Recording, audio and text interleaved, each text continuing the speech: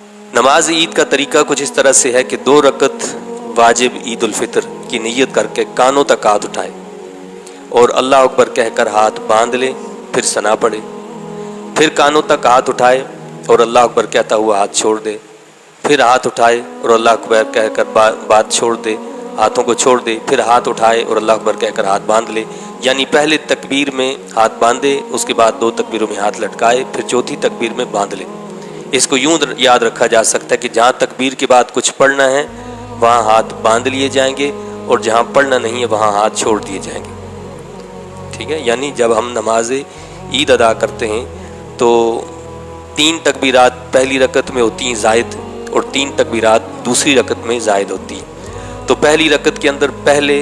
जो होती हैं वो तकबीरें पढ़ी जाती हैं। यानी सबसे पहले तो हम तकबीर तहरीमा कहते हैं, यानी अल्लाह अकबर कहकर हाथ बांध लेते हैं, चूँकि हमें सना पढ़नी होती है तो हाथ इसीलिए बांधते हैं कि हमने कुछ पढ़ना है,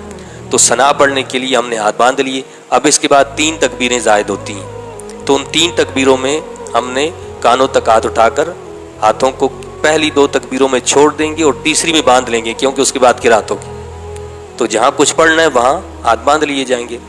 तो हमने तकबीर तहरीमा के बाद जो 3 तकबीरें कहनी होती हैं तो पहली 2 तकबीरों में कानों तक हाथ उठाकर हाथ छोड़ देते हैं और तीसरी तकबीर में कानों तक हाथ उठाकर हाथों को बांध लेते हैं। फिर किरात होती है, किरात के बाद रुकू सुजूद होते हैं, रुकू सुजूद के बाद फिर दूसरी रकत होती है, तो दूसरी रकत में पहले किरात होती है और किरात के बाद आखिर में 3 तकबीरें कही जाती हैं। तो उन तीनों तकबीरों में कानों तक हाथ उठाकर हाथ छोड़ दिए जाते हैं और जो चौथी तकबीर कही जाएगी तो उसमें कानों तक हाथ नहीं उठाए जाएंगे बल्कि इसी तरह रुकू में चले जाएंगे, वो रुकू की तकबीर होगी, तो बगैर कानों तक हाथ उठाए सीधा रुकू में चले जाएंगे।